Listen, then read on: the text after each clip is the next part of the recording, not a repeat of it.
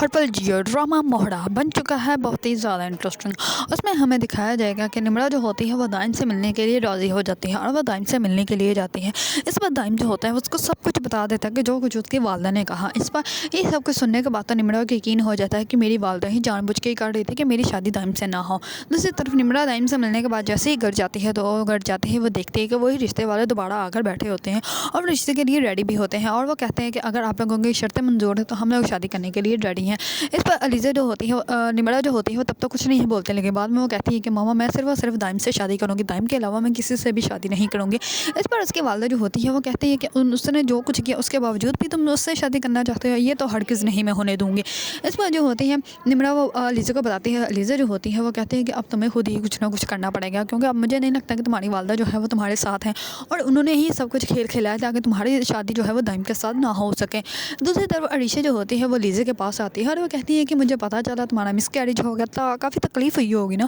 اس پر وہ کہتی ہے کہ ہاں لیکن تم محسوس نہیں کر سکتی کیونکہ تم کبھی ماں نہیں بنی نا۔ اس پر عریشہ جو ہوتی ہے وہ بہت زیادہ غصے میں آ جاتی ہے اور وہ کہتی ہے کہ میں تمہارا، اس پر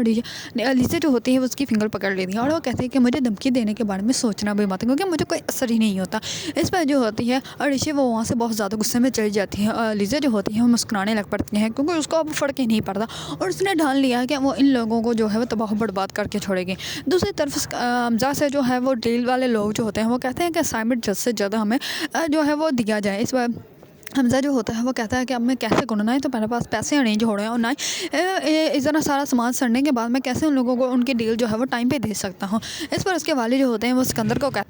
سکندر جو ہوتا ہے وہ کہتا ہے کہ بابا میں نے آپ سے یہی سیکھا کہ بزنس میں جو ہے وہ کسی کو بھی فائدہ نہیں کرنا چاہیے اور اپنا بزنس جو ہے وہ خود چلانا چاہیے۔ اب حمزہ پہ آئیے تو حمزہ کو سوچنا چاہیے کہ اس نے اپنا بزنس جو ہے وہ کیسے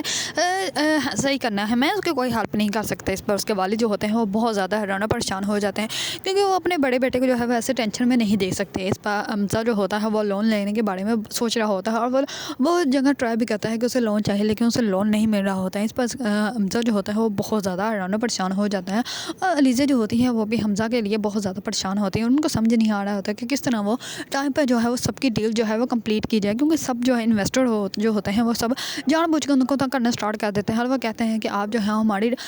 ڈیل جو ہے ٹائم پہ ہمیں اسائنمنٹ کر دیں تو اچھی بات ہے، ورنہ جو ہے ہم لوگ آپ سے اپنے پیسے انویسٹ جو ہے وہ واپس نکال لیں گے۔ اس پر حمزہ جو ہوتا ہے وہ بہت زیادہ پریشان ہو جاتا ہے۔ اگر آپ لوگوں کو ڈرامہ موہڑا پسند ہے اور اس کے بارے میں نیو اپڈیٹ جاننا چاہتے ہیں تو میرے چینل کو لائک، کمنٹ اور سبسکرائب کرنا مت بھولیے گا۔